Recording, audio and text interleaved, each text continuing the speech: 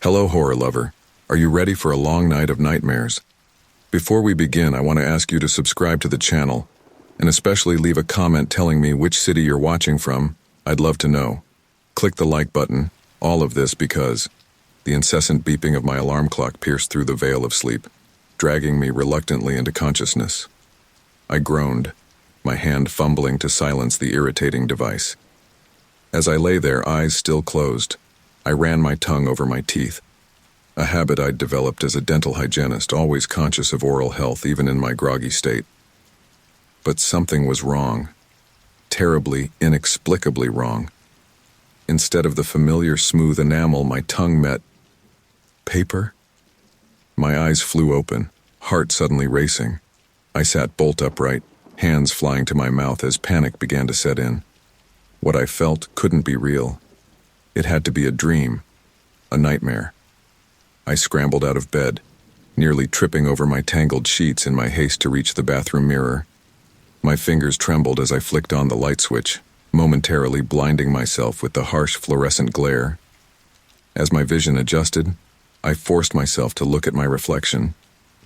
No, no, no, no, I whispered, my voice barely audible as I stared in horror at my open mouth. Where my teeth should have been, where they had been just last night, were dozens of tiny scrolls. Pale, delicate cylinders of what looked like ancient parchment protruded from my gums, arranged in perfect rows like some macabre library catalog. My heart pounded in my chest, each beat echoing in my ears as I leaned closer to the mirror, unable to believe what I was seeing. I reached up with shaking fingers, gingerly touching one of the scrolls. It felt dry and fragile, like it might crumble at the slightest pressure. "This can't be happening," I muttered, my words slurred by my inability to close my mouth properly. "I'm dreaming. I have to be dreaming." But no matter how many times I blinked, pinched myself, or splashed cold water on my face, the horrifying image in the mirror remained unchanged. My teeth were gone, replaced by these mysterious scrolls. Panic rising in my throat, I decided to try removing one. I selected a scroll near the front where one of my incisors should have been, and grasped it carefully between my thumb and forefinger. Taking a deep breath to steel myself, I pulled gently. A searing pain shot through my jaw, causing me to cry out and release the scroll immediately. It was as if I'd tried to yank out a firmly rooted tooth without anesthesia. Tears sprang to my eyes as I gripped the edge of the sink, waiting for the pain to subside. "Okay, Amy," I said to myself, trying to calm my ragged breathing. "Think. There has to be an explanation for this. But what explanation could there possibly be for waking up with scrolls instead of teeth?" It defied all logic, all medical knowledge I'd acquired in my years as a dental hygienist. This was the stuff of fantasy novels or bad horror movies, not real life. As I stood there, staring at my reflection and grappling with my new reality, a thought occurred to me. If I couldn't remove the scrolls, could I at least read them? They had to be here for a reason, right? With trembling hands, I reached for the scroll I had attempted to remove earlier. This time, instead of pulling, I carefully unrolled it. The parchment was incredibly thin and delicate, but it held together as I gently teased it open. Squinting at the tiny, intricate script that covered the scroll, I began to read aloud. "When the clock strikes 9, flames shall devour the house of oak, revealing secrets long buried in ash." I frowned, reading the words again silently. It sounded like a prophecy, but that was ridiculous. Prophecies weren't real, and they certainly didn't replace people's teeth in the middle of the night. A sudden chill ran down my spine as I glanced at the clock on my phone. 8:57 a.m. Something about the specificity of the prophecy and the impending 9 o'clock hour made my stomach churn with anxiety. "This is crazy," I muttered, pacing the small confines of my bathroom. "It's just a coincidence, it doesn't mean anything." But as the minutes ticked by, I found myself drawn to the window of my second-floor apartment. My neighbor across the street, Mr. Johnson, had a beautiful old oak tree in his front yard. He was always bragging about how the house was built around it, the massive trunk growing right through the center of his living room. As the clock on my phone changed to 9 a.m., I held my breath, eyes fixed on Mr. Johnson's house. For a moment, nothing happened, and I let out a shaky laugh of relief. See, it's nothing. You're just losing your mind a little, Amy. Probably just stress from... My words died in my throat as a flicker of orange caught my eye. At first, it was just a small flame licking at one of the oak tree's lower branches. But in a matter of seconds, it exploded into an inferno, engulfing the entire tree and quickly spreading to the house itself. "Oh my God!" I screamed, fumbling for my phone to call 911. As I waited for the operator to pick up, I watched in horror as Mr. Johnson's house was consumed by the blaze, exactly as the scroll had predicted. 911, what's your emergency? Fire! I shouted into the phone, my voice hoarse with shock and fear. There's a fire at 1542 Elm Street. The whole house is burning. I rattled off the rest of the details to the operator, my eyes never leaving the hellish scene across the street. In the distance, I could hear sirens approaching, but I knew it was already too late for Mr. Johnson's house. The oak tree, the living room, all of it was now a raging inferno, just as the prophecy had foretold.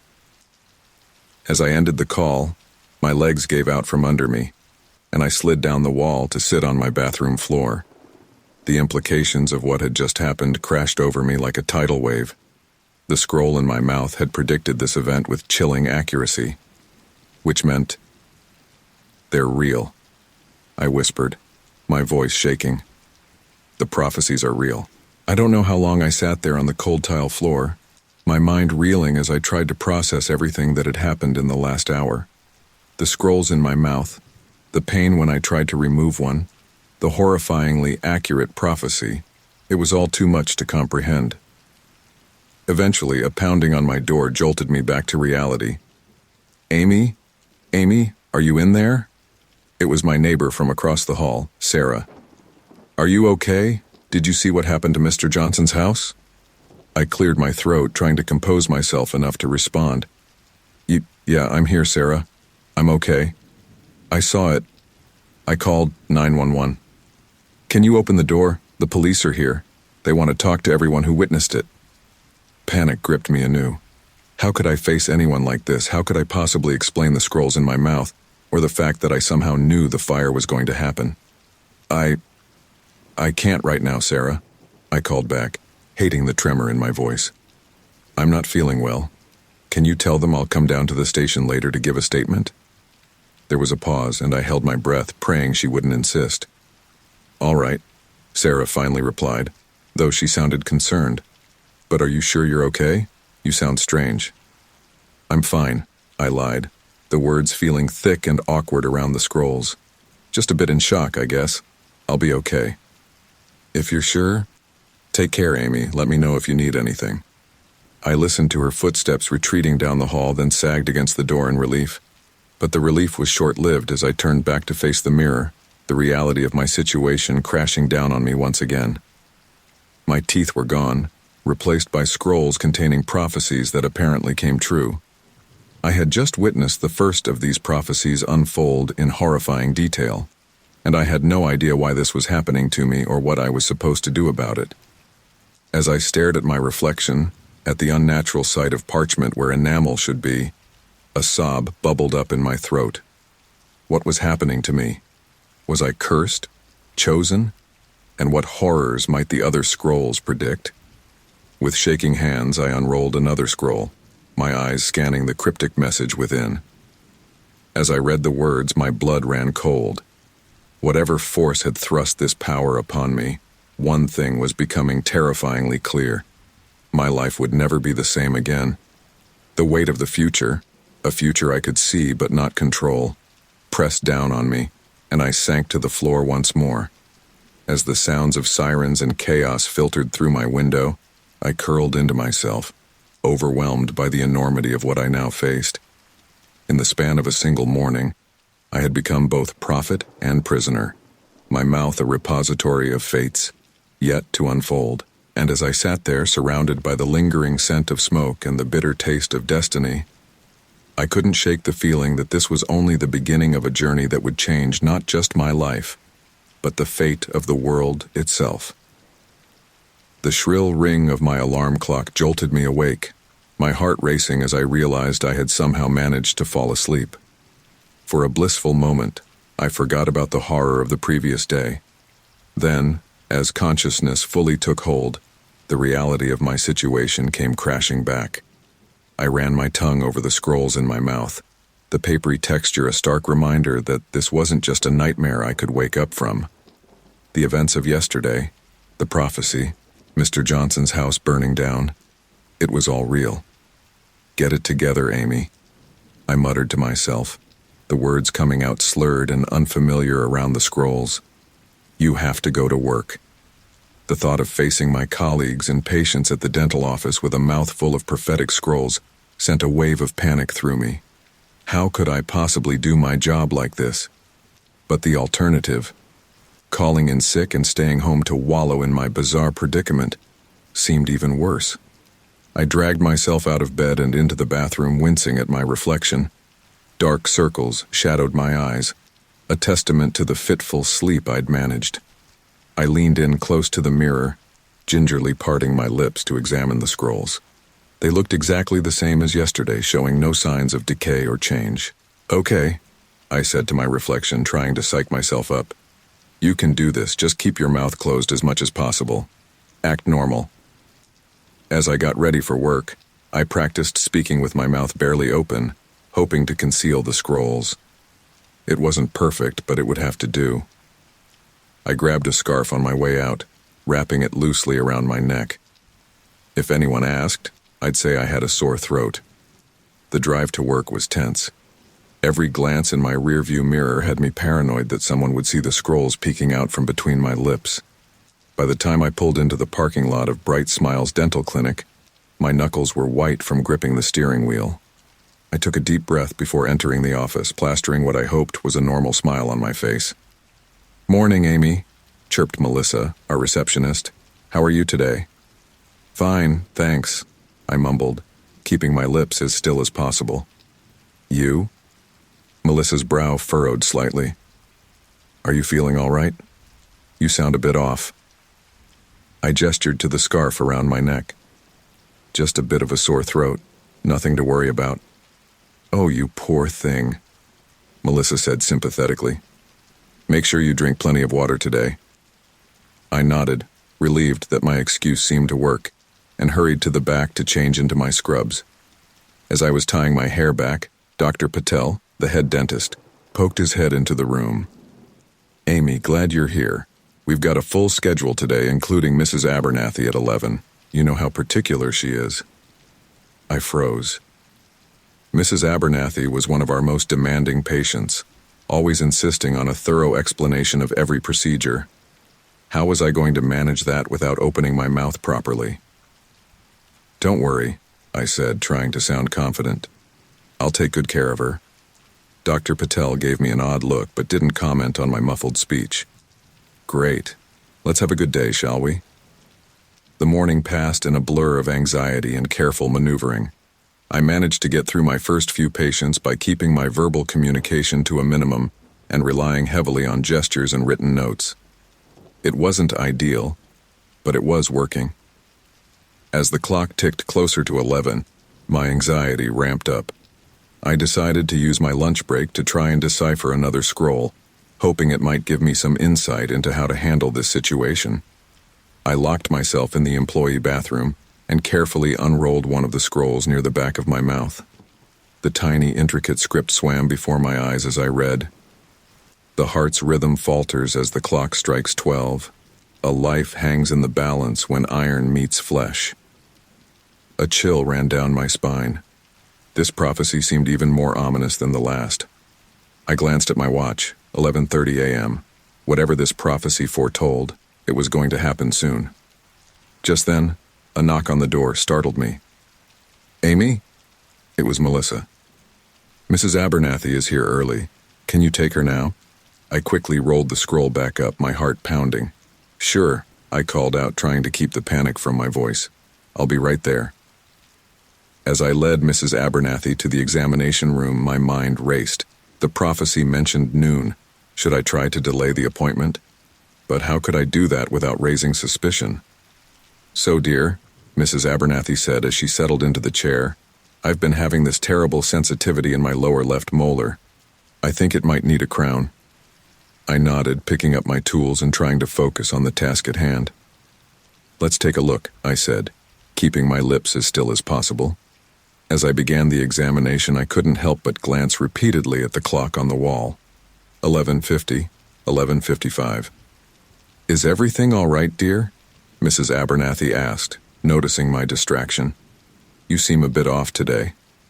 "Everything's fine," I assured her, though my voice sounded strained even to my own ears. "Just concentrating."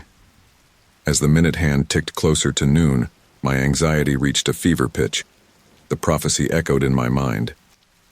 The heart's rhythm falters as the clock strikes 12. Suddenly, Mrs. Abernathy gasped, her hand flying to her chest, her face contorted in pain, and she slumped in the chair. "Mrs. Abernathy!" I cried out, dropping my tools with a clatter. The clock on the wall began to chime noon. My chest," she wheezed, her eyes wide with fear. I ran to the door, shouting down the hallway. "Dr. Patel! Anyone! Call 911! Mrs. Abernathy is having a heart attack." The office erupted into chaos. Dr. Patel rushed in, immediately taking charge of the situation. As we waited for the ambulance to arrive, I couldn't shake the feeling of guilt and horror. I had known something was going to happen, but I'd been powerless to prevent it. The paramedics arrived minutes later, quickly assessing Mrs. Abernathy and preparing to transport her to the hospital. As they were wheeling her out, one of the paramedics turned to me. "Quick thinking with the 911 call," he said. "You probably saved her life." His words, meant to be comforting, only intensified my inner turmoil. I hadn't saved her life. I'd known she was in danger and had done nothing to prevent it. As the ambulance sped away, its sirens wailing, Dr. Patel placed a hand on my shoulder. "You handled that well, Amy.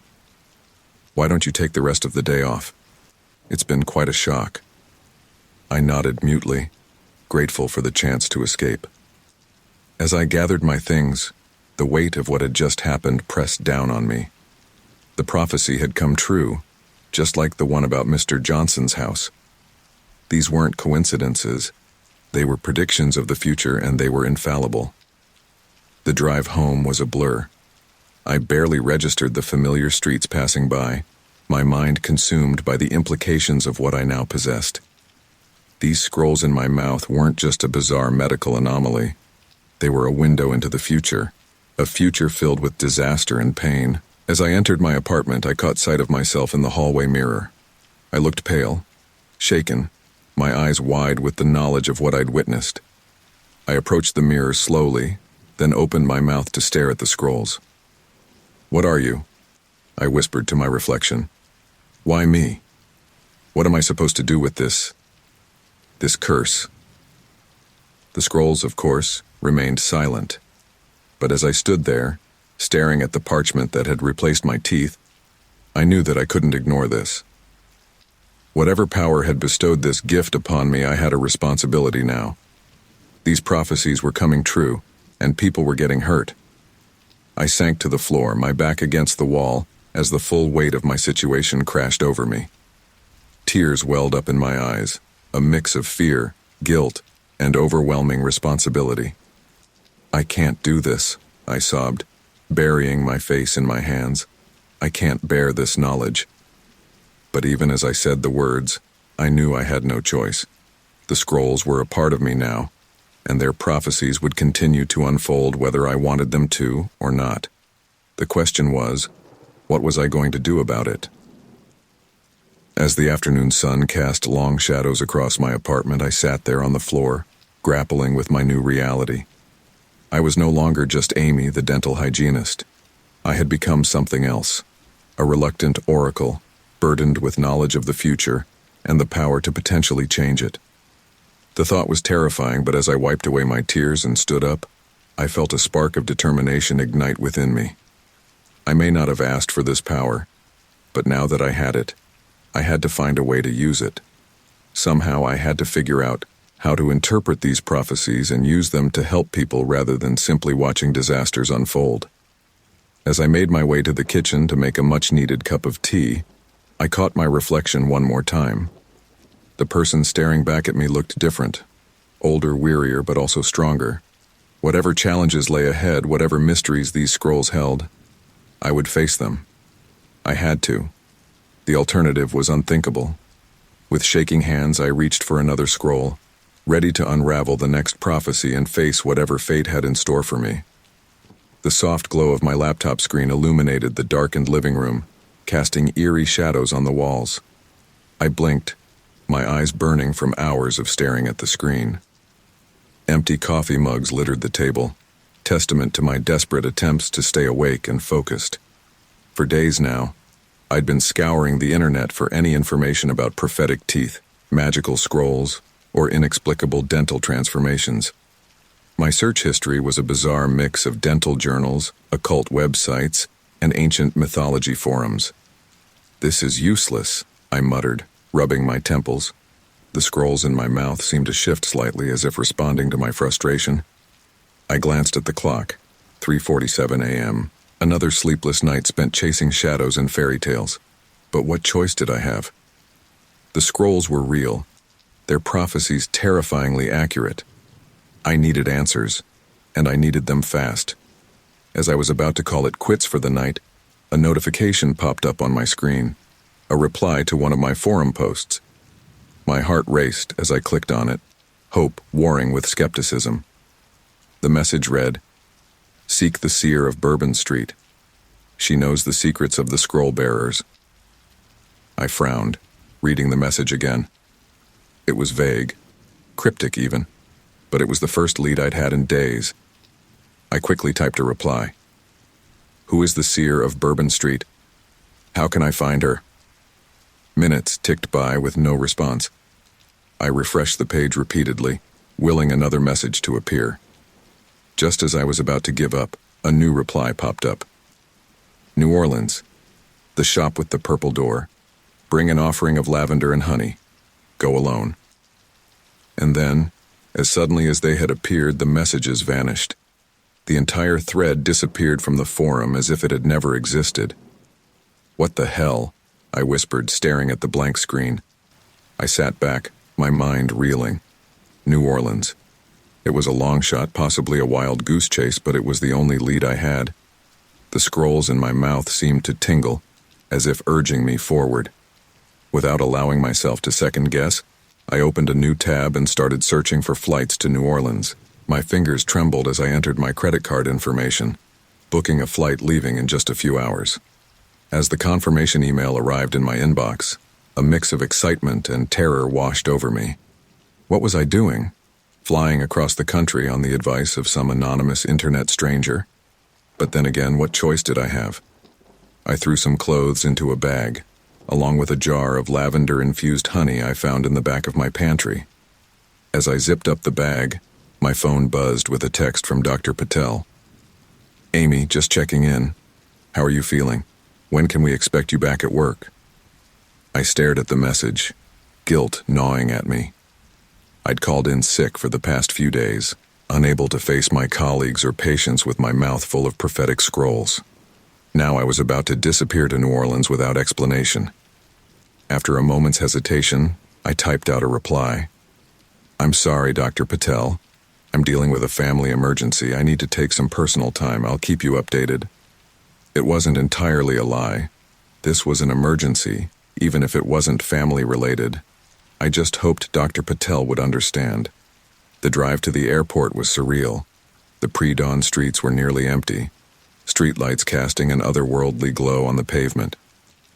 As I parked my car in the long-term lot, I caught sight of my reflection in the rearview mirror. "You can do this, Amy," I told my reflection, trying to inject confidence into my voice. "You're going to find answers." The airport was a blur of security checks and hurried walks to the gate. Before I knew it, I was settling into my seat on the plane, my heart pounding as the engines roared to life. As we took off, I closed my eyes, feeling the familiar pressure in my ears. But this time there was an additional sensation, a slight shifting of the scrolls in my mouth, adjusting to the change in altitude. "First time flying?" the woman next to me asked, noticing my white-knuckled grip on the armrest. I shook my head, trying to smile without opening my mouth too wide. "Just nervous," I managed to say. She nodded sympathetically. "Don't worry, hun. New Orleans is worth a little nervousness. You'll love it there." If only she knew the real reason for my anxiety. I nodded politely and turned to look out the window, watching as my familiar world disappeared beneath the clouds. The flight seemed both interminable and far too short. By the time we landed in New Orleans, my nerves were frayed and I was running on nothing but adrenaline and stale airplane coffee. As I stepped out of the Louis Armstrong New Orleans International Airport, the humid air hit me like a wall. The sense of spices, flowers, and something indefinably exotic filled my nostrils. For a moment I stood there, overwhelmed by the sensory assault and the magnitude of what I was doing. "Taxi, miss?" a driver called out, jolting me back to reality. I nodded, climbing into the back seat. "Bourbon Street, please," I said, trying to keep my voice steady. The driver raised an eyebrow. "Bit early for partying, isn't it?" I forced a laugh. "Just sightseeing." As we drove through the city, I couldn't help but be captivated by the unique charm of New Orleans. The blend of French, Spanish, and African influences was evident in the architecture, the music drifting from open windows, and the vibrant colors adorning the buildings. But beneath my tourist's awe, anxiety churned in my stomach. What if this was all for nothing? What if the seer of Bourbon Street was just a myth, or worse, a scam? The taxi dropped me off at the corner of Bourbon and St. Anne Streets. I paid the driver and stepped out onto the sidewalk, immediately feeling out of place among the tourists and locals going about their day.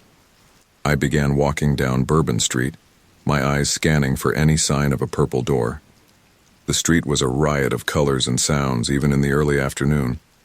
Music poured from bars, the scent of Cajun spices wafted from restaurants, and street performers entertained small crowds on nearly every corner. After what felt like hours of searching, I was about to give up when I saw it. Nestled between a souvenir shop and a jazz club was a narrow storefront with a deep purple door. The windows were covered with heavy velvet curtains, and a small sign above the door read, "Madame Laveau's Curiosities" in faded gold lettering. My heart pounded as I approached the door. This had to be it. I reached for the handle, then hesitated, remembering the forum message. I pulled out the jar of lavender honey from my bag, clutching it like a lifeline. Taking a deep breath, I pushed open the door. A bell tinkled softly as I entered, and the scent of incense enveloped me. The shop was dimly lit, filled with shelves of strange artifacts, bottles of mysterious liquids, and bundles of dried herbs hanging from the ceiling. "Hello?" I called out, my voice sounding small in the cavernous space. For a moment there was silence. Then, from behind a beaded curtain at the back of the shop, a voice responded, "I've been expecting you, child." An elderly woman emerged from behind the curtain. She was small and wiry, with dark skin etched with a lifetime of wrinkles. Her eyes, though, were sharp and piercing, seeming to look right through me. You have?" I stammered, taken aback. She nodded, a knowing smile playing on her lips. "The scrolls told me you were coming. I see you brought the offering." I held out the jar of honey, my hand shaking slightly. "Are you the seer of Bourbon Street?"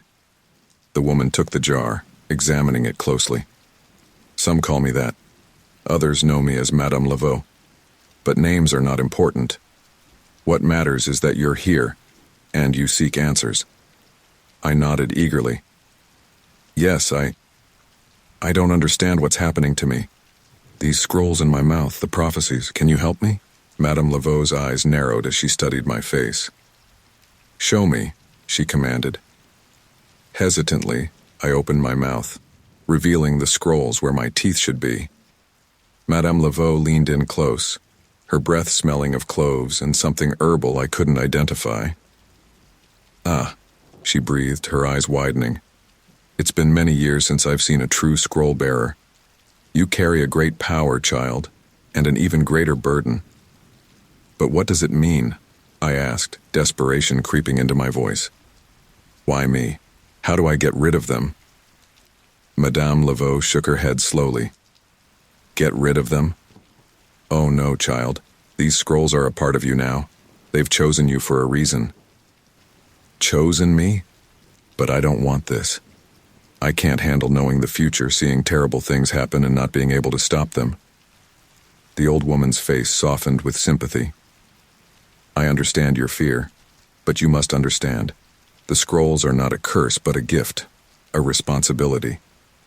She turned, gesturing for me to follow her behind the beaded curtain.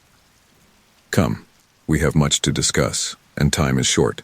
The world is changing, and you, my dear, are at the center of it all. As I followed Madame Laveau into the back room, my mind reeled with questions and fears. But beneath it all, a small spark of hope flickered to life. Finally, I was going to get some answers. Whether I would like those answers, however, remained to be seen. The beaded curtain closed behind us with a soft rustle, shutting out the world I knew and ushering me into a realm of mystery and magic. Whatever lay ahead, there was no turning back now. My journey for answers had only just begun. The back room of Madame Laveau's shop was a stark contrast to the cluttered front. Here, the air was thick with the pungent aroma of burning sage and something earthier, more primal. A single table draped in deep purple velvet dominated the center of the room, flanked by two ornately carved wooden chairs. Madame Laveau gestured for me to sit. As I lowered myself into one of the chairs, I couldn't shake the feeling that I was crossing a threshold into a world I might never be able to leave. Now then, Madame Laveau said, her voice carrying a weight that belied her small stature, let us see what the scrolls have to say. She reached across the table, her gnarled fingers surprisingly gentle as they touched my chin. Open, child. I hesitated for a moment, then slowly opened my mouth. The scrolls seemed to tingle, as if they knew they were being observed. Madame Laveau's eyes widened, a sharp intake of breath hissing between her teeth. Oh my, she whispered, leaning in closer. It's been so long. I never thought I'd see another in my lifetime. Another what? I asked, my words muffled and distorted around her probing fingers. Madame Laveau sat back, her eyes never leaving my mouth. Another scroll-bearer, a vessel for the prophecies of the ancients. A chill ran down my spine at her words. But what does that mean? Why me? I'm just a dental hygienist from... It doesn't matter what you were. Madame Laveau cut me off, her voice sharp. What matters is what you are now. The scrolls choose their bearers for reasons beyond our understanding. She stood abruptly, moving to a cabinet in the corner of the room. From its depths, she withdrew a dusty, leather-bound book. As she set it on the table between us, a cloud of dust billowed up, dancing in the dim light. This, she said, her hand resting on the book's cover, is the Codex of the Scroll-Bearers. It contains all that is known about your condition. My heart raced as I stared at the book. Can it tell me how to get rid of them? Madame Laveau's eyes flashed. Get rid of them? Child, you don't understand. These scrolls are not a curse to be lifted. They are a sacred duty, a power beyond measure. She opened the book, its ancient pages crackling in protest. As she flipped through, I caught glimpses of strange symbols and diagrams, interspersed with text in languages I couldn't begin to decipher. The scrolls, Madame Laveau began, her finger tracing a line of text, are vessels of prophecy, windows into the tapestry of fate. They have existed since the dawn of time, passing from bearer to bearer. But why teeth? I asked, the question that had been nagging at me since this all began finally bursting forth. Why not, I don't know, tattoos or something less invasive? A wry smile twisted Madame Laveau's lips. The mouth is the gateway of words, child. What better place for prophecies to reside? Besides, she added, her tone darkening, it ensures that the bearer cannot simply remove them on a whim. I slumped in my chair, the weight of her words pressing down on me. So I'm stuck with them. Forever. Not forever, Madame Laveau corrected. Until your duty is fulfilled, or until you pass them on to the next bearer. My head snapped up at that. Pass them on? You mean I can give them to someone else?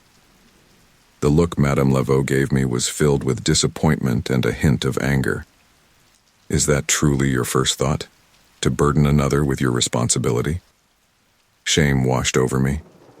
No, I'm sorry. This is all just so overwhelming. Her expression softened slightly.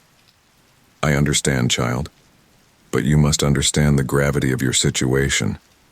These scrolls contain prophecies that could shape the fate of the world. They are not to be taken lightly. I nodded, trying to wrap my head around the enormity of what she was saying. But what am I supposed to do? I can't even read most of them. That, Madame Laveau said, turning another page in the codex, is where your training begins. For the next hour, Madame Laveau walked me through the basics of what it meant to be a scroll bearer. She explained how to properly unroll and read the scrolls, how to interpret their often cryptic messages, and most importantly, how to decide when and how to act on the prophecies they contained. Remember, she said, her voice grave, knowledge of the future is a double-edged sword. Sometimes, in trying to prevent a prophecy, we inadvertently cause it to come true. I thought back to the fire at Mr. Johnson's house, the heart attack Mrs. Abernathy had suffered. Could I have prevented those if I'd known what I was doing? As if reading my thoughts, Madame Laveau reached across the table and took my hand. Do not dwell on what has passed, child. Focus on what is to come. Suddenly a wave of dizziness washed over me. The room seemed to spin, and for a moment I thought I might faint. Then, as quickly as it had come, the sensation passed. Madame Laveau was staring at me intently. What did you see? I didn't see anything, I stammered, confused by her question. Her eyes narrowed. You felt something, though. Describe it. I told her about the dizziness, the spinning sensation. As I spoke, her expression grew more and more concerned. It's happening faster than I thought, she muttered, more to herself than to me. What's happening? I asked, fear creeping into my voice. Madame Laveau stood, moving to a small altar in the corner of the room. She lit a candle, muttering words in a language I didn't recognize. The scrolls are awakening, she said finally, turning back to me. They're becoming more active. We don't have much time. Time for what? I asked, my patience wearing thin with all the cryptic statements. Time to prepare you, she replied. A great change is coming, child. The scrolls have chosen you for a reason, and that reason is about to become clear. She returned to the table, flipping to the back of the codex. There, taking up an entire page, was an intricate diagram. It looked like a map of the stars, but with strange symbols interspersed among the constellations. This, Madame Laveau said, her finger tracing the diagram, is the celestial convergence. It happens once every 1,000 years, when the stars align in a very specific pattern. I leaned in, studying the diagram. And this convergence is happening soon? Madame Laveau nodded solemnly. In less than a month, and when it does, the power of the scrolls will reach its peak. You must be ready. Ready for what? I asked, frustration and fear warring within me. To speak the prophecies, she replied. All of them, in the correct order, at the correct time. If done properly, it could usher in an age of enlightenment and peace. I sensed there was more she wasn't saying. And if it's not done properly? Madame Laveau's eyes met mine, and in them, I saw a depth of worry that chilled me to my core. Then it could bring about the end of everything we know. The weight of her words hit me like a physical blow. I slumped back in my chair, my mind reeling. This is too much. I can't do this. I'm nobody special. I'm just Amy, the dental hygienist. I can't be responsible for the fate of the world. And yet you are, Madame Laveau said, her voice firm but not unkind. The scrolls chose you, Amy. They saw something in you that you cannot yet see in yourself. I shook my head, tears welling up in my eyes. But what if I fail? What if I make a mistake and end the world? Madame Laveau reached across the table, taking both of my hands in hers. Her skin was warm, calloused, grounding me in the moment. "Listen to me, child," she said, her voice low and intense. "You are not alone in this. I will teach you all I know, and when the time comes, you will be ready." I wanted to believe her. I wanted to feel the confidence she seemed to have in me. But the enormity of what she was asking, what the scrolls were demanding, was overwhelming. I need some air," I said, standing abruptly. The room felt too small, too close. The weight of destiny was crushing me. Madame Laveau nodded, understanding in her eyes. "Go, clear your head. But remember, time is short. We begin your training in earnest tomorrow." I stumbled out of the back room, through the cluttered shop, and out onto Bourbon Street. The late afternoon sun was blinding after the dimness of Madame Laveau's shop. The sounds of the city, music, laughter, the clop of horse-drawn carriages washed over me, a jarring return to the world I thought I knew. As I wandered the streets of the French Quarter, my mind raced. Just days ago, my biggest concern had been scheduling dental appointments and keeping my patients' teeth clean. Now, I was apparently responsible for the fate of the world. I found myself in Jackson Square, surrounded by street performers, artists, and tourists. I sat on a bench watching as a fortune teller read tarot cards for a giggling couple. The irony wasn't lost on me. As the sun began to set, casting long shadows across the square, I made my decision. I couldn't run from this. Whatever the scrolls had in store for me, whatever challenges lay ahead, I had to face them. The consequences of failure were too great. With a deep breath, I stood and began making my way back to Madame Laveau's shop. Each step felt like a choice, a commitment to this new, terrifying path. As I approached the purple door, I paused, my hand on the knob. In that moment, I said goodbye to Amy, the dental hygienist. Whoever I was now, whatever I was becoming, there was no turning back. I opened the door and stepped inside, ready to begin my training as a scroll bearer. The bell above the door tinkled, sounding to my ears like the toll of destiny.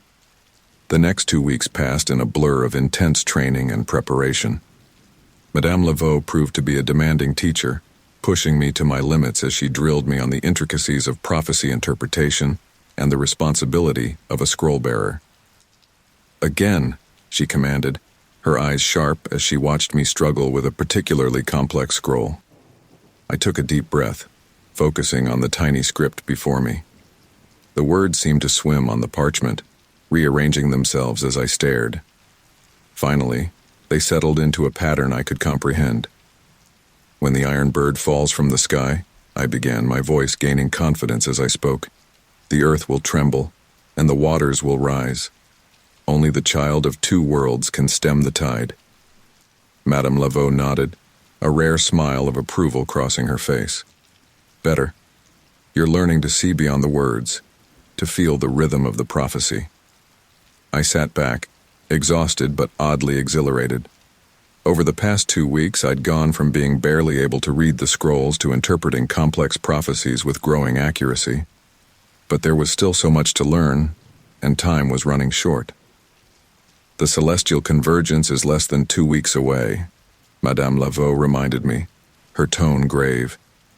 "You must be prepared to speak all the prophecies in the correct order when the time comes." I nodded, the weight of my responsibility settling heavily on my shoulders.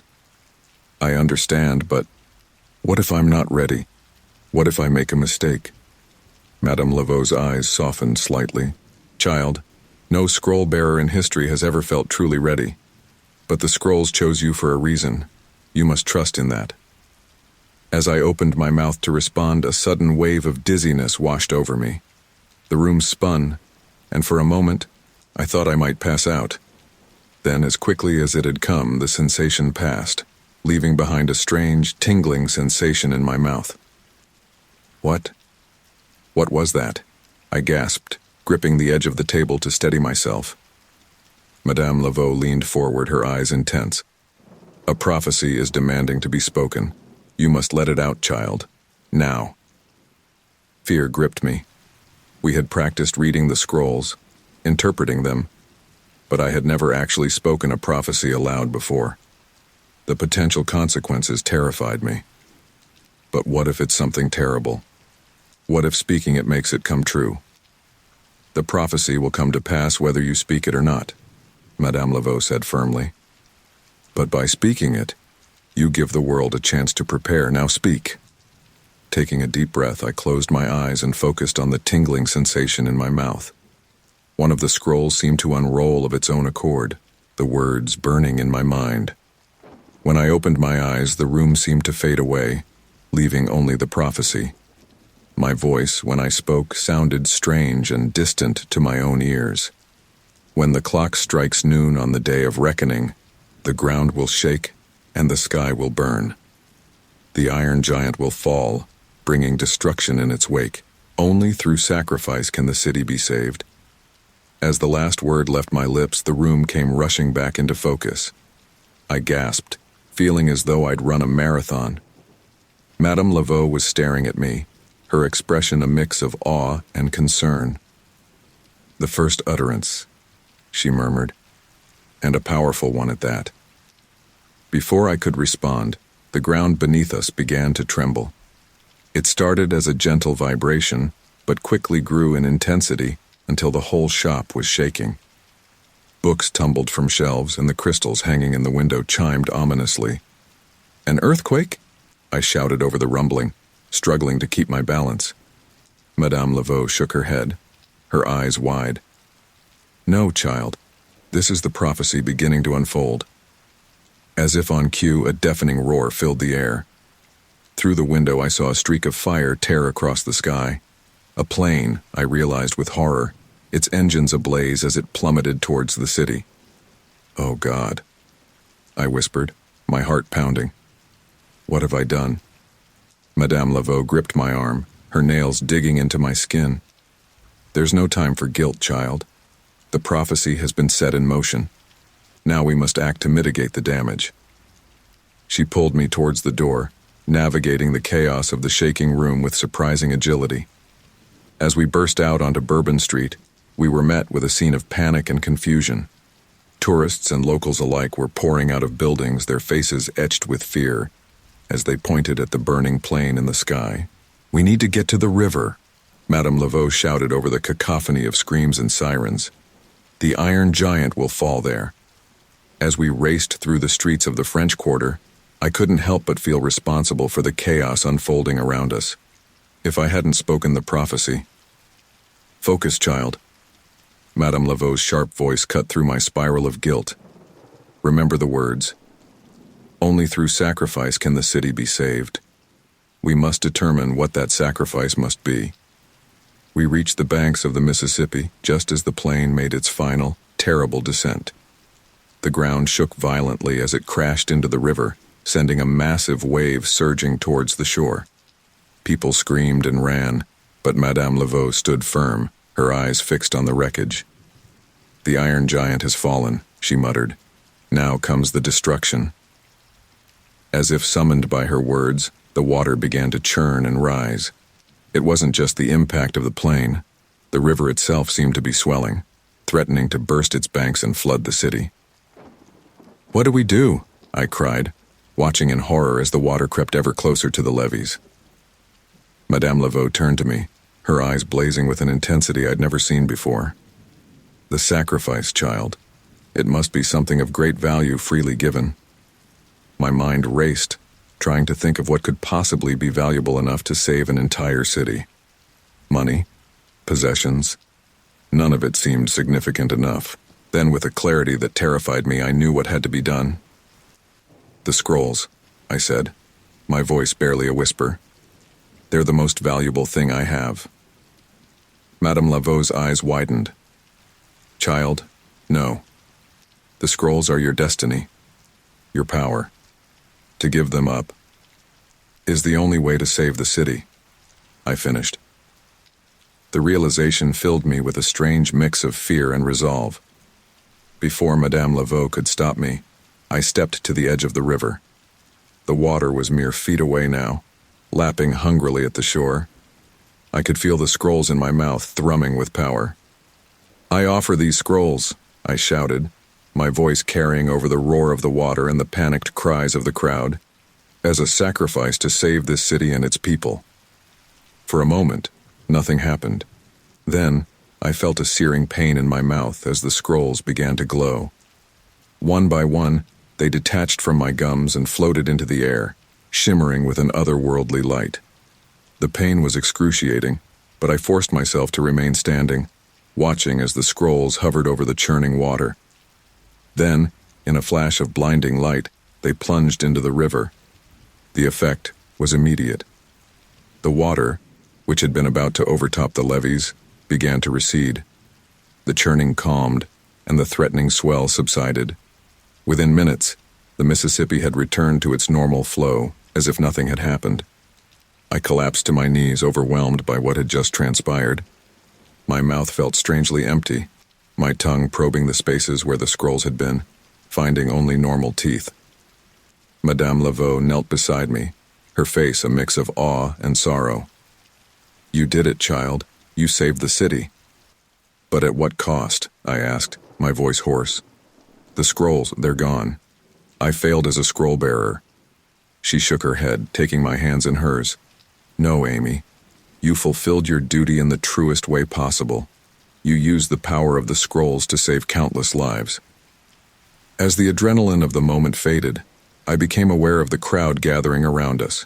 People were staring, whispering, pointing at the spot where the scrolls had disappeared into the river.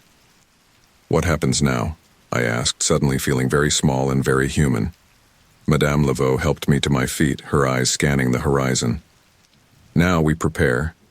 The celestial convergence is still coming, and though you no longer bear the scrolls, I fear your role in what's to come is far from over." As we made our way back through the streets of New Orleans, sirens wailing in the distance and the smell of smoke still heavy in the air, I couldn't shake the feeling that this was just the beginning. I had spoken my first prophecy and made my first sacrifice, but something told me that the true test, the real reckoning, was still to come. The scrolls were gone, but their power lingered, and as the sun set over the Mississippi, casting a blood-red glow across the city I had just saved, I knew that my journey as a scroll-bearer, former or not, was far from over. The days following the plane crash and near flooding of New Orleans were a whirlwind of chaos and confusion. The city was in a state of emergency, with rescue efforts ongoing and the National Guard deployed to maintain order. Through it all, I found myself caught in a strange limbo, no longer a scroll-bearer but still somehow connected to the unfolding events. Madame Laveau and I had taken refuge in her shop, which had become a makeshift command center for those who understood the true nature of what was happening. The tiny back room was crowded with maps, ancient texts, and hastily scribbled notes as we tried to piece together what might come next. "The celestial convergence is still approaching," Madame Laveau reminded me for what felt like the 100th time. "Just because you no longer bear the scrolls doesn't mean the prophecies have stopped." I ran my tongue over my teeth, still marveling at their normalcy. But how can we interpret the prophecies without the scrolls? They're gone, lost in the Mississippi. Madame Laveau fixed me with a stern gaze. "The scrolls were a conduit, child, not the source. The power of prophecy is within you now, whether you like it or not." As if to punctuate her words, a sharp pain lanced through my head. Images flashed before my eyes. A bustling airport, a vial of murky liquid, people collapsing in the streets. As quickly as it came, the vision faded, leaving me gasping and disoriented. "What did you see?" Madame Laveau demanded, her eyes intense. I described the vision, my voice shaking. I think it's another disaster. Something at an airport. A virus, maybe?" Madame Laveau's face grew grave. "The prophecies are coming faster now, building upon each other. We must warn someone, try to prevent this." But as we soon discovered, warning people about impending disasters based on mystical visions was easier said than done. Our calls to the airport and health officials were dismissed as pranks or the ravings of lunatics. Even with the recent events in New Orleans, the world wasn't ready to accept the reality of prophetic visions. Days passed, and the strain began to show. Dark circles formed under my eyes from lack of sleep, my nights plagued by fragmented visions of disasters yet to come. Madame Laveau worked tirelessly, poring over ancient texts and consulting with other mystics around the world, searching for a way to stem the tide of calamities. One morning, as I sipped a cup of bitter coffee and stared blankly at the TV news, a familiar face caught my eye. My heart dropped as I recognized Mrs. Abernathy, the patient whose heart attack I had foreseen weeks ago. "Turn it up," I called to Madame Laveau, who was muttering over a dusty tome in the corner. The reporter's voice filled the room. And in an unexpected turn of events, local resident Eleanor Abernathy has come forward claiming to have predicted the recent disasters. "Mrs. Abernathy, can you tell us more about these alleged visions?" The camera panned to Mrs. Abernathy, who looked pale but determined. "It all started when I had a heart attack a few weeks ago. Since then, I've been having these dreams, visions of terrible things happening. I saw the plane crash into the river before it happened. I tried to warn people, but no one would listen. I felt the blood drain from my face. Oh no," I whispered. Madame Laveau was at my side in an instant. "What is it, child?" "Mrs. Abernathy. She was my patient, the one who had the heart attack when I first got the scrolls. I think when I spoke the prophecy about her, it somehow transferred some of the power to her." Madame Laveau's eyes widened. "This complicates things.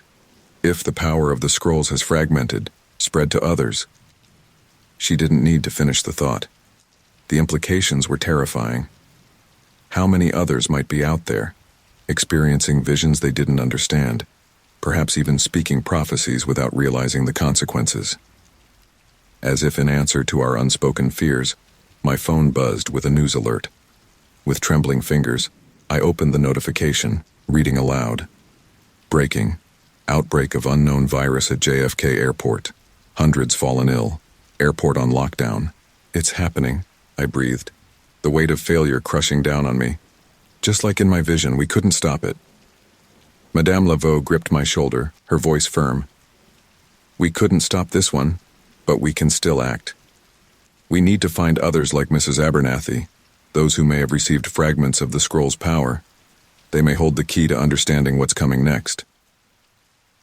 Over the next few days, we reached out to every contact Madame Laveau had, searching for reports of sudden prophetic abilities or unexplained visions. Slowly, a pattern began to emerge. Across the country, people were coming forward with stories of dreams and premonitions that had come true. "It's like a network," I mused, staring at the map we'd created, red pins marking each reported incident. The power of the scrolls spread out across the country. Madame Laveau nodded, her face etched with worry. "And with each prophecy spoken, each disaster unfolding, the power grows stronger. The celestial convergence is acting like an amplifier, magnifying the effects." A knock at the door interrupted our discussion. Madame Laveau answered it, returning moments later with a haggard-looking man in tow. "Amy, this is Dr. Marcus Reeves," she introduced. "He's an epidemiologist who's been studying the outbreak at JFK." Dr. Reeves looked at me with a mixture of skepticism and desperation. "Madame Laveau tells me you predicted this outbreak? That you might know what's coming next?" I swallowed hard, suddenly very aware of how crazy our situation must sound to an outsider. "It's complicated, Dr. Reeves. But yes, I had a vision of the airport incident before it happened, and I'm afraid it's just the beginning." Over the next hour, we explained as best we could about the scrolls, the prophecies, and the spreading power of foresight. To his credit, Dr. Reeves listened without interruption, his expression growing more grave by the minute. "So you're telling me," he said slowly when we'd finished, "that we're facing a series of escalating disasters, all leading up to some sort of celestial event, and our best hope of predicting and possibly preventing these disasters is a network of reluctant psychics scattered across the country." Put that way, it sounded absurd. But I nodded, holding his gaze. I know how it sounds, Dr. Reeves. But after what you've seen at JFK, can you really discount the possibility? He was quiet for a long moment, then sighed heavily. God help me, but no, I can't. The virus we're dealing with, it's like nothing we've ever seen before. It's mutating at an impossible rate, defying all known laws of epidemiology. If what you're saying is true, if there are more disasters like this coming, then we need to work together, Madame Laveau finished for him. Combine your scientific knowledge with our unconventional resources. Dr. Reeves nodded slowly. All right, I'm in. But we need to move fast. The outbreak is spreading, and if it's just the start, he didn't need to finish the thought. We all knew the stakes. As Dr. Reeves made calls to his colleagues and Madame Laveau reached out to her network of mystics, I found myself drawn to the window. The streets of New Orleans were quieter than usual, an uneasy pall hanging over the city. In the distance I could see the Mississippi, its waters calm now but holding the secret of the scrolls I had sacrificed. A sharp pain lanced through my head, and another vision flashed before my eyes. A massive earthquake, skyscrapers toppling like dominoes, the ground splitting open to swallow entire city blocks. I gripped the windowsill, my knuckles white as the vision faded. The disasters were coming faster now, building upon each other. The plane crash, the flood, the virus. Each event seemed to be paving the way for the next, larger catastrophe. As I turned back to the room, catching snippets of Dr. Reeves's urgent phone conversations and Madame Laveau's mystical consultations, I was struck by the enormity of what we were facing. We were a small group, armed with fragmented visions and ancient mysticism, standing against a tide of disasters that threatened to overwhelm the world. But we were also the world's best hope. Somehow, through some twist of fate or divine intervention, we had been given the power to see what was coming. The question now was, could we do anything to stop it? As another vision threatened to overtake me, I steeled myself for what was to come. The scrolls may have been gone, sacrificed to save New Orleans, but their power lived on. And as the celestial convergence drew ever closer, I knew that the true test of that power, and of ourselves, was yet to come. The mounting consequences of the prophecies were clear, but the ultimate outcome remained shrouded in mystery. All we could do now was prepare, warn those who would listen, and hope that somehow, against all odds, we could change the course of the future we had foreseen. The world was unraveling before our eyes. It had been 3 weeks since the plane crash in New Orleans, and in that time, disaster had piled upon disaster with terrifying speed.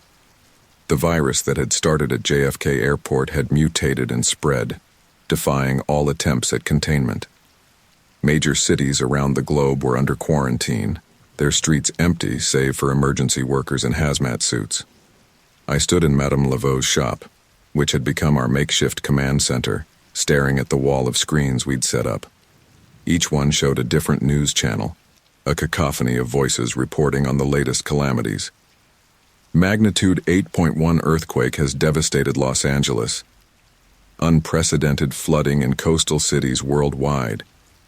Unexplained atmospheric phenomena causing widespread communication blackout. Dr. Reeves burst into the room, his face haggard from lack of sleep. We've lost contact with our team in Mumbai, he announced, his voice tight with stress. The virus has mutated again. It's like nothing we've ever seen. Madame Laveau looked up from the ancient tome she was studying, her eyes grave. The prophecies are accelerating. The celestial convergence draws near, and the barriers between the physical and spiritual realms are weakening. I closed my eyes, trying to center myself amidst the chaos. Ever since sacrificing the scrolls, my visions had become more frequent and intense. They came in flashes now, fragments of future disasters that left me disoriented and exhausted. We need to do more, I said, turning to face the room. Warning people isn't enough anymore. We need to find a way to stop these disasters before they happen. Dr. Reeves ran a hand through his disheveled hair. How? We're scientists, mystics, and a former dental hygienist with prophetic visions. What can we possibly do against forces of this magnitude? Before I could respond, a searing pain lanced through my head. I gasped, gripping the edge of the table as a vision overwhelmed me. A bustling city square, people going about their day. Suddenly the ground begins to shake. Buildings sway and crumble.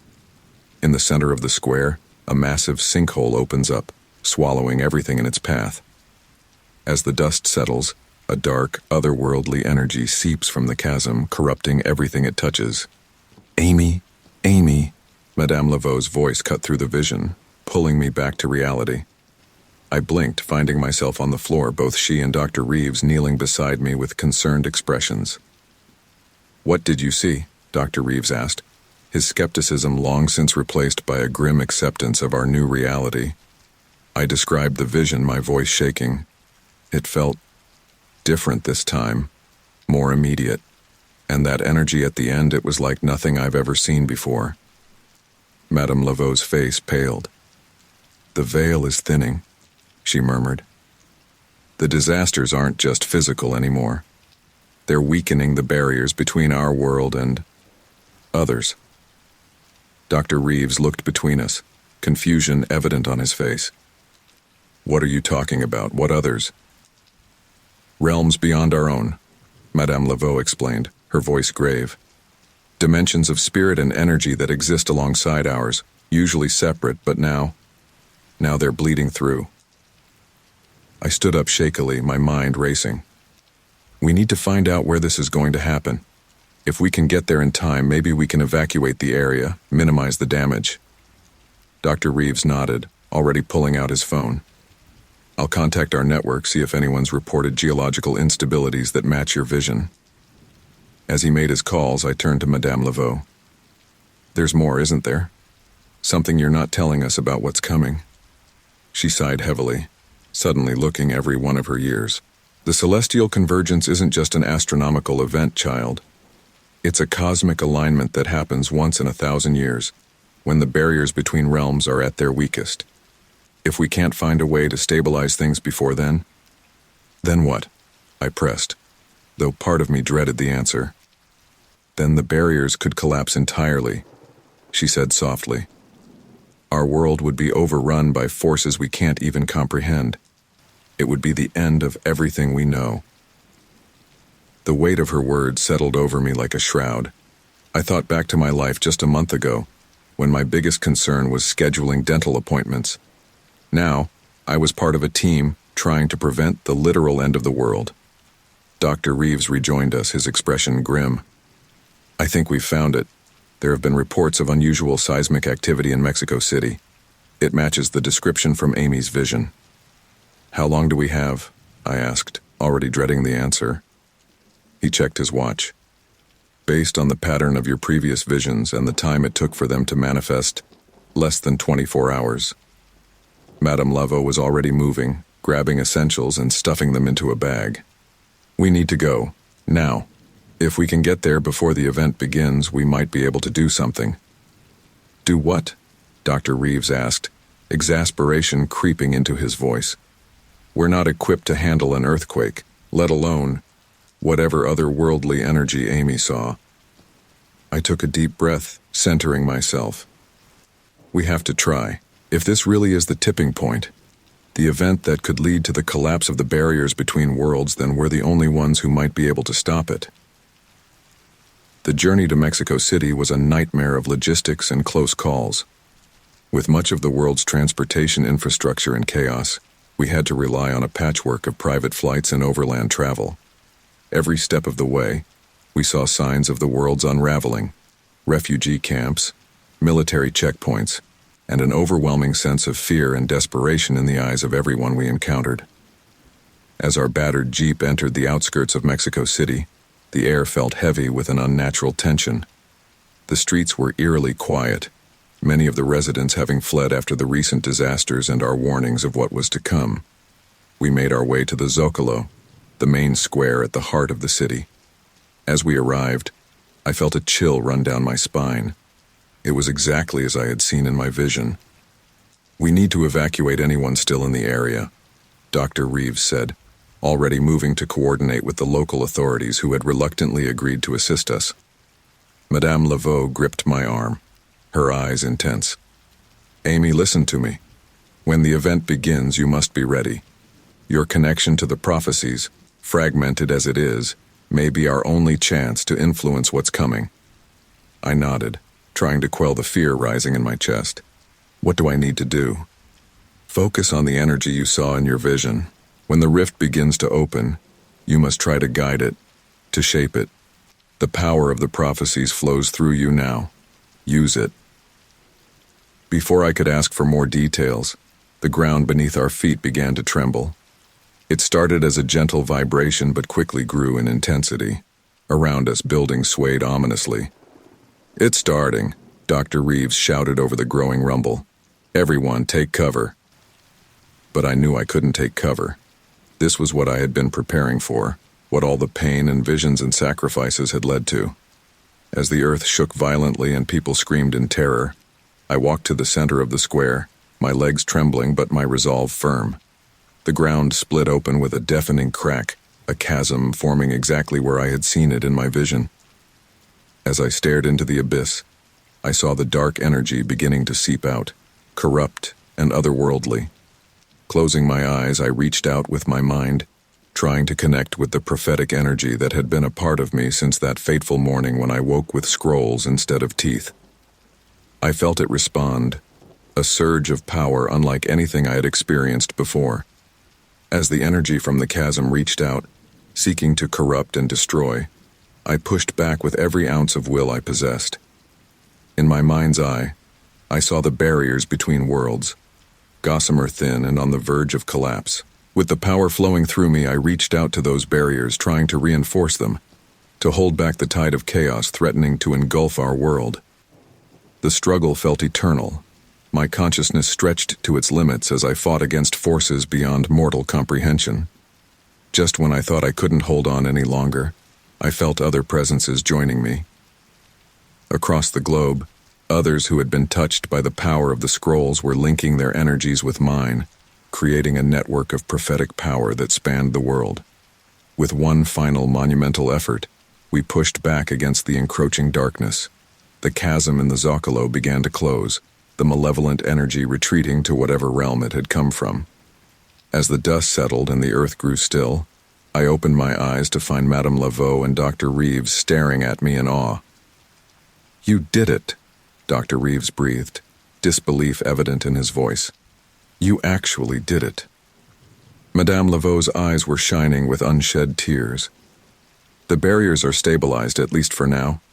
You've bought us time, child." I nodded weakly, exhaustion threatening to overwhelm me. "But it's not over, is it? The celestial convergence is still coming." "Yes," Madame Laveau confirmed. "But thanks to what you've done here, we now have a fighting chance. The world has seen what we're up against, and more importantly, they've seen that there's hope."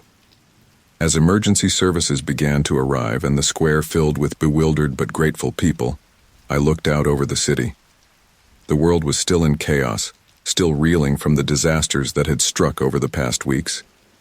But for the first time since this all began, I felt a glimmer of hope. We had faced the abyss and pushed it back. Now, as the celestial convergence approached, we would face whatever came next, together.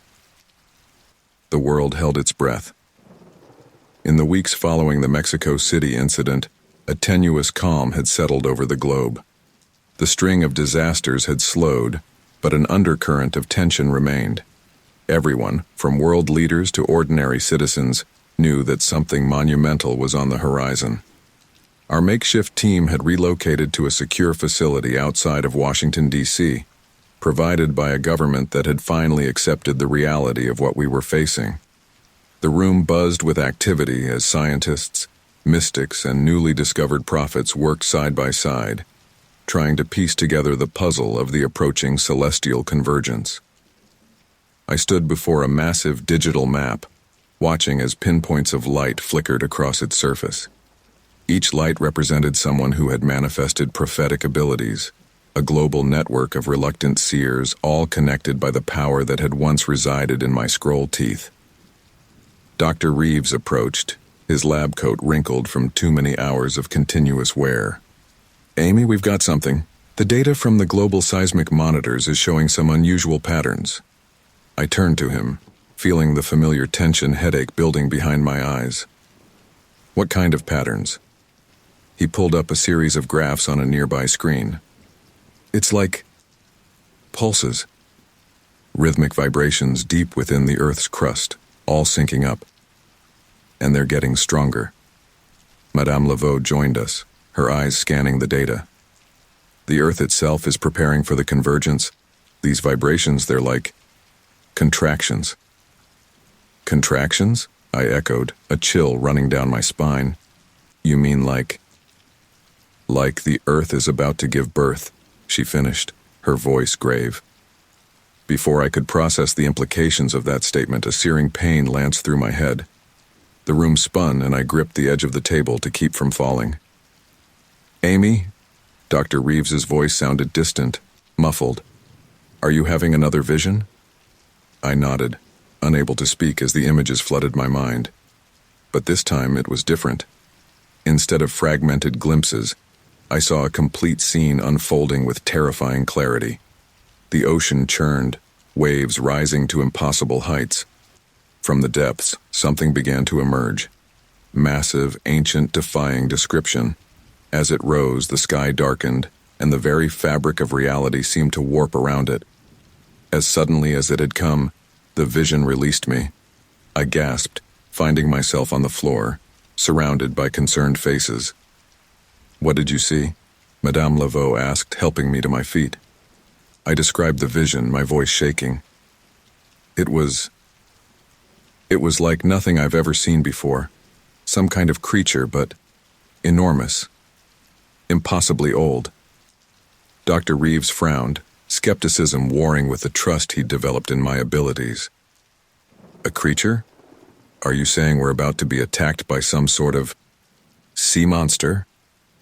Madame Laveau's face had gone pale. "Not a monster," she whispered. "A god. An ancient, slumbering deity awakening for the convergence." The room fell silent as the weight of her words sank in. It was one thing to face natural disasters, even supernatural ones. But this was beyond anything we had prepared for. "How?"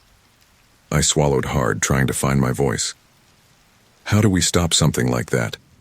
Madame Laveau shook her head slowly. "I don't know if we can, child. This entity, whatever it is, has likely been sleeping since the dawn of time. Its awakening may be an integral part of the convergence." Dr. Reeves ran a hand through his hair, frustration evident in his voice. "So what? We just sit back and watch as some ancient god rises from the ocean and does what? Destroys the world?" "No," I said, surprising myself with the firmness in my tone. "We've come too far, faced too much to give up now. There has to be a way to communicate with it, or redirect its power, or something." As if in response to my words, another wave of pain washed over me. But this time, instead of a vision, I felt words forming in my mind, burning to be spoken. The penultimate prophecy, I realized, with a mix of dread and anticipation. "Everyone quiet," Madame Laveau commanded, recognizing the signs. "Amy needs to speak." All eyes turned to me as I opened my mouth, the words flowing out in a voice that didn't quite sound like my own. "When the stars align and the veil grows thin, the sleeper shall rise from its oceanic din. With tentacles vast and eyes aeons old, it comes to remake the world in its mold. But hark! In the balance of chaos and order lies the key to traversing the cosmic border. A sacrifice great, a choice to be made, or else all of creation shall fade." As the last word left my lips, I felt a wave of exhaustion wash over me. The room erupted into a flurry of activity, people rushing to analyze and interpret the prophecy. "The sleeper," Dr. Reeves muttered, already typing furiously on his tablet. "That must be the entity Amy saw in her vision. But what's this about a sacrifice? And a cosmic border?" Madame Laveau's eyes were distant, her mind clearly racing. "The convergence isn't just about our world," she said slowly. "It's a alignment of multiple realities. This entity, this sleeper, it exists between those realities. Its awakening could either bridge them or destroy them all." I leaned heavily against the table, my mind reeling.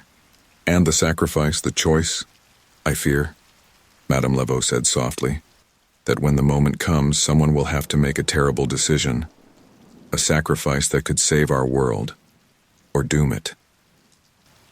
The implications hung heavy in the air.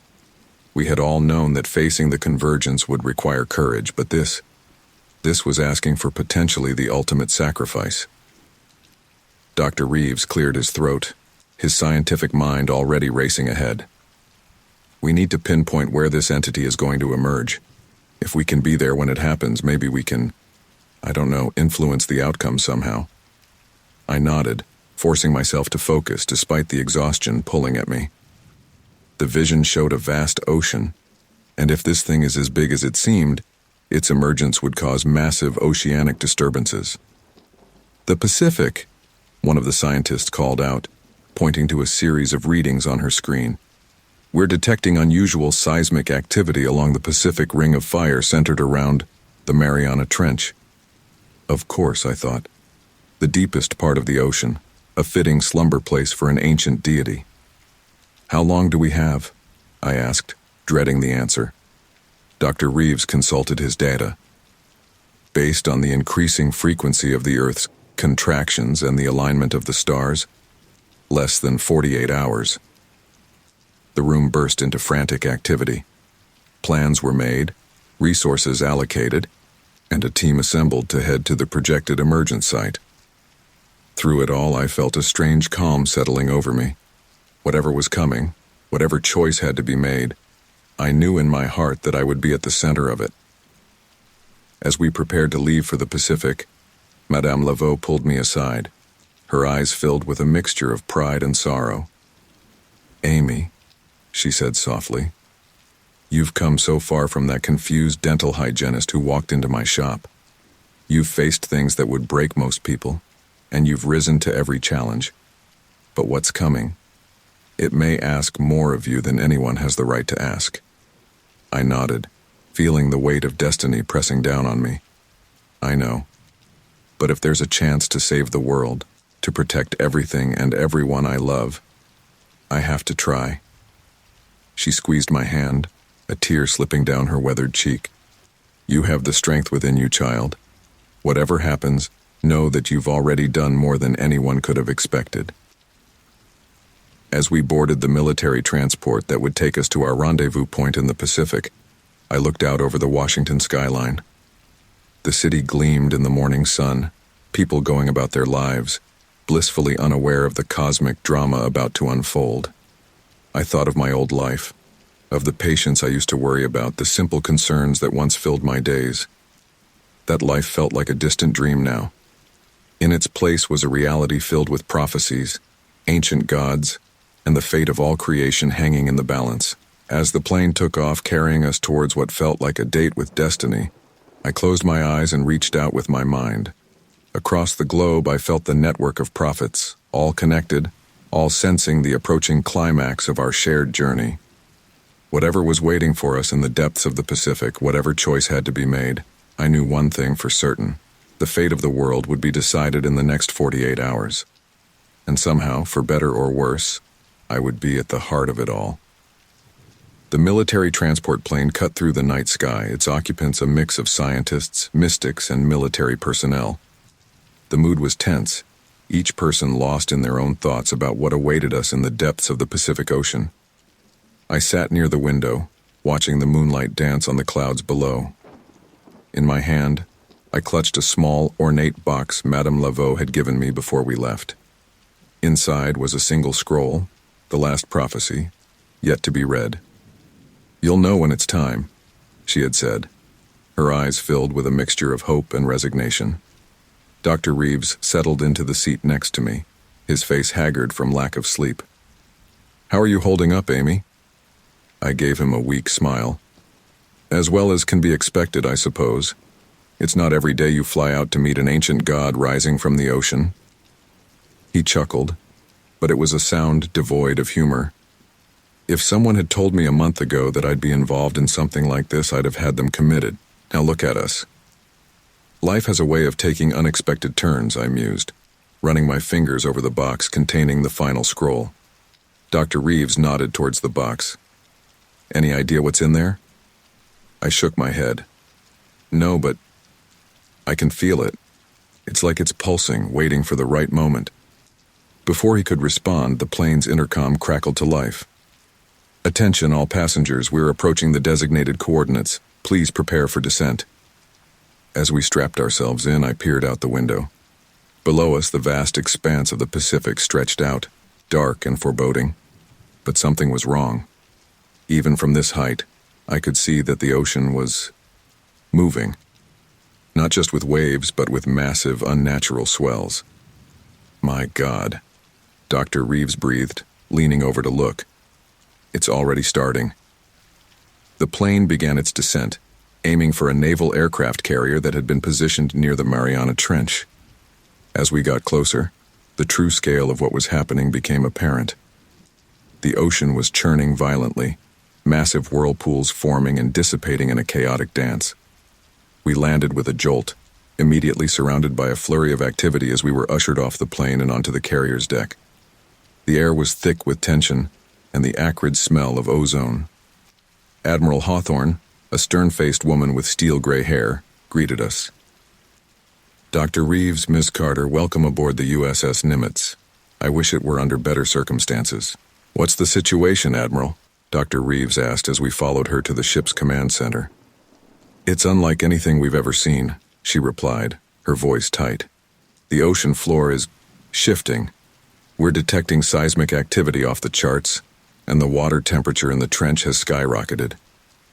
As we entered the command center, my breath caught in my throat. The main screen showed a live feed from underwater drones, revealing a sight that defied comprehension. The ocean floor was cracking open, releasing plumes of superheated water and something else. Something dark and writhing. It's coming, I whispered, feeling a familiar pressure building behind my eyes. As if in response to my words, the ship suddenly lurched violently. Alarms blared as everyone scrambled to maintain their footing. Status report, Admiral Hawthorne barked.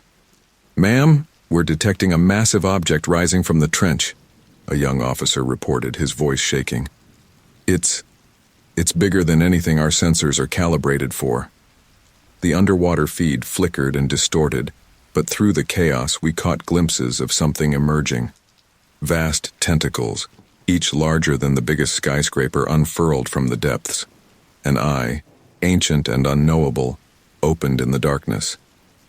The sleeper awakens, Madame Laveau murmured, her face ashen.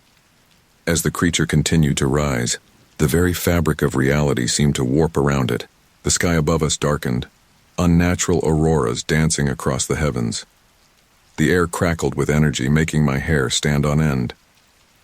We need to do something, Dr. Reeves said urgently. If that thing fully emerges, the damage to the planet could be catastrophic. But what could we do against something so vast, so ancient? As I watched the creature's slow ascent, a realization hit me with crushing certainty. This was the moment for the final scroll. With trembling hands, I opened the ornate box. The scroll inside seemed to pulse with an inner light. As I unrolled it, the words blazed before my eyes, searing themselves into my mind. Amy? Madame Laveau's voice seemed distant. What does it say? I took a deep breath, feeling the weight of destiny settling on my shoulders. Then, in a voice that resonated with power not entirely my own, I began to read. At the cusp of worlds, where realities blend, the cosmic keystone rises, portending the end. Neither good nor evil beyond mortal ken, it seeks balance in chaos, again and again. To bridge or to sever, the choice must be made. A sacrifice offered, a debt to be paid. The prophet's voice, imbued with the scroll's might, must choose for all realms, eternal dark or light. Speak the words of power, O chosen one true, to shape the new cosmos, both ancient and new. But heed this warning, for the price is steep. To remake creation in its heart you must leap. As the last word left my lips, a surge of energy coursed through me. The scroll in my hands disintegrated, its essence seeming to flow into my very being. In that moment, I understood with perfect clarity what had to be done. Amy, Dr. Reeves's voice cut through my revelation. What does it mean? I turned to face them, seeing the fear and hope mingled in their eyes. It means I have to go out there. I have to communicate with it. The sleeper, the cosmic keystone. It's not here to destroy, but to realign, to balance the realities. But the sacrifice, Madame Laveau said softly. The warning. I nodded, a strange calm settling over me. I know. To remake creation, I have to become part of it, part of the keystone. The implications of what I was saying hit everyone in the room. Admiral Hawthorne was the first to speak. Ms. Carter, you can't be serious. We can't ask you to sacrifice yourself. You're not asking, I said, my voice steady. This is my choice. The scrolls chose me for a reason. This is why. As if to punctuate my words, the ship rocked violently again. Through the windows we could see the ocean parting, a vast form rising ever higher. We don't have much time, I said urgently. I need to get out there, as close to it as possible. What followed was a blur of activity. Despite protests and concerns, a plan was quickly formulated. I would be taken by helicopter as close to the emerging entity as was safe, then, well, the details after that were fuzzy at best. As I prepared to board the helicopter, Madame Laveau gripped my hands, tears in her eyes. You've come so far, child. Whatever happens out there, know that you've already changed the world for the better. Dr. Reeves was next, his scientific skepticism warring with the awe of what we'd witnessed. Amy, I don't know what to say. Good luck doesn't seem adequate. I managed a smile. How about see you on the other side, whatever that other side might be? As the helicopter lifted off, I took one last look at the people who had become my unlikely family in this cosmic adventure. Then I turned my gaze to the horizon, where the impossible form of the cosmic keystone continued to rise. The closer we got, the more my senses reeled. The entity defied description, its form shifting and changing, simultaneously solid and ethereal. Reality itself seemed to bend around it, glimpses of other worlds flickering in and out of existence. This is as close as we can get, the pilot shouted over the roar of the winds. Any closer and we risk being torn apart. I nodded, steeling myself for what came next. As I prepared to step out onto the helicopter's skid, a sudden, overwhelming sense of peace washed over me. In that moment, I knew with absolute certainty that this was my purpose, the reason for everything that had led me to this point. Taking a deep breath, I stepped out into the maelstrom. The winds whipped around me, reality flickering and warping. And there before me was the vast, unknowable presence of the cosmic keystone. As I fell towards it, words of power formed in my mind, the culmination of all the prophecies, the essence of the scrolls that had changed my life. With the last of my human voice, I began to speak, shaping the future of not just our world, but all realities. The last thing I saw before merging with the cosmic entity was a brilliant flash of light, spreading out across the sky, touching every corner of existence. In that moment I was everything and nothing, everywhere and nowhere. The world as we knew it was ending. But in its place, something new, something wondrous was about to be born. In the moments after Amy merged with the cosmic keystone, a blinding light engulfed the planet. For a brief, terrifying instant, every living being on Earth felt a connection to something vast and incomprehensible. Then, as suddenly as it began, it was over. On the deck of the USS Nimitz, Dr. Reeves blinked rapidly, trying to clear the after images from his vision. The sky above was a swirling kaleidoscope of colors never before seen by human eyes. The ocean, which moments ago had been a maelstrom of chaos, was now eerily calm. "Status report." Admiral Hawthorne's voice cut through the stunned silence. Officers scrambled to their stations, frantically checking readings and communications. "Ma'am," a young lieutenant called out, his voice filled with disbelief. We're receiving reports from around the world. The earthquakes have stopped. The virus, it's just gone.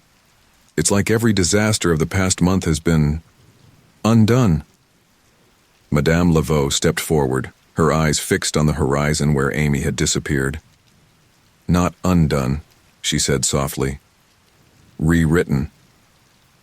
Dr. Reeves turned to her, his scientific mind struggling to comprehend what had happened. "What do you mean, rewritten? That's not possible." The old fortune teller gave him a sad smile. "My dear doctor, after everything we've witnessed, are you still clinging to what's possible?" Amy didn't just stop the disasters, she rewrote reality itself. As if to confirm her words, the air around them shimmered. For a moment, everyone on deck saw ghostly images overlaid on the world, glimpses of what might have been, paths not taken, realities averted. Admiral Hawthorne steadied herself against a railing, her usual stoic demeanor shaken. "So what happens now? Is it over?" Before anyone could answer, a voice echoed across the deck. A voice that seemed to come from everywhere and nowhere at once. "It's not over. It's just beginning." Everyone spun around, searching for the source of the voice. There, at the edge of the deck, a figure was forming. It shimmered and shifted, sometimes appearing as Amy, sometimes as something else entirely. A being of pure energy, a swirling vortex of cosmic forces. "Amy?" Dr. Reeves stepped forward, hope and fear warring in his voice. "Is that you?" The figure solidified, taking on Amy's familiar form, but with eyes that now held the depths of the universe. "Yes and no," she replied, her voice resonating with power. "I am Amy, but I am also so much more now."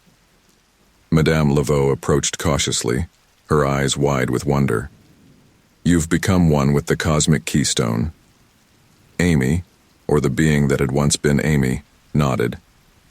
"I have, and in doing so, I've reshaped reality. The disasters, the chaos, they were symptoms of a greater imbalance. By merging with the keystone, I was able to realign the cosmic forces." Dr. Reeves shook his head, struggling to comprehend. "But what does that mean for us? For the world?" Amy's form flickered, briefly showing glimpses of other realities before settling back into human shape. "It means a second chance. The world as you knew it has been rewritten. The disasters never happened. But the memory of them, the lessons learned, those remain." Admiral Hawthorne stepped forward, her military bearing reasserting itself. "And what about you? Are you still human?" A sad smile played across Amy's lips. "Not in the way I was before. I exist now as a bridge between realities, a guardian of the cosmic balance. I can appear like this, interact with this world, but I am bound to something far greater." The implications of her words settled heavily on everyone present. Amy had sacrificed her humanity to save not just the world, but all of reality. Madame Laveau's eyes filled with tears. "Oh, child, the price you've paid." "It was my choice," Amy said firmly, "and I would make it again. But my work isn't finished. The realignment has given humanity a chance to correct its course, to avoid the mistakes that led to the brink of destruction. But it's up to all of you to seize that chance." As she spoke, the air around them shimmered again. This time, they saw visions of possible futures, some bright and hopeful, others dark and foreboding. "The future is not set," Amy continued. "The prophecies, the scrolls, they were never about predicting a fixed destiny. They were warnings, guideposts to help humanity navigate the cosmic crossroads." Dr. Reeves stepped closer, his scientific curiosity overcoming his awe. But how? How can we possibly guide the entire world? Amy's form expanded, briefly encompassing the entire ship before contracting back to human size. The network of prophets, the people touched by the power of the scrolls, they remain. Their abilities have been refined. They will serve as beacons, helping to guide humanity towards a better path. She turned to Madame Laveau. You will lead them. Your wisdom, your understanding of the balance between science and mysticism, it will be crucial in the days to come. The old fortune teller bowed her head, accepting the enormous responsibility. I will do my best, child. Amy then faced Dr. Reeves. Your role is equally important. The world will need to bridge the gap between the rational and the inexplicable. Your experiences, your ability to adapt your scientific worldview, these will be invaluable. Dr. Reeves straightened, a new determination in his eyes. I understand. We'll find a way to make sense of the new reality, to help people adapt. Finally, Amy turned to Admiral Hawthorne. The world's powers will be in disarray, struggling to understand the changes. They will need steady guidance, a voice of reason and strength. That's where you come in. The Admiral nodded solemnly. I'll do whatever it takes to maintain stability and guide us towards a better future. As Amy finished assigning roles, the sky above began to shift. The swirling colors coalesced into patterns, forming what looked like a vast, cosmic map. What you see above you, Amy explained, is a representation of the realigned realities. Earth is no longer alone in the cosmic tapestry. As humanity progresses, you'll begin to perceive and interact with other dimensions, other forms of existence. The enormity of what she was describing was almost too much to comprehend. Humanity stood on the brink of a new era, one that would redefine their understanding of reality itself. But be warned, Amy's voice took on a grave tone. With great knowledge comes great responsibility. The choices made in the coming years will determine whether Earth becomes a beacon of hope in the cosmic community or a cautionary tale. As she spoke, her form began to fade, becoming more ethereal. My time here is limited.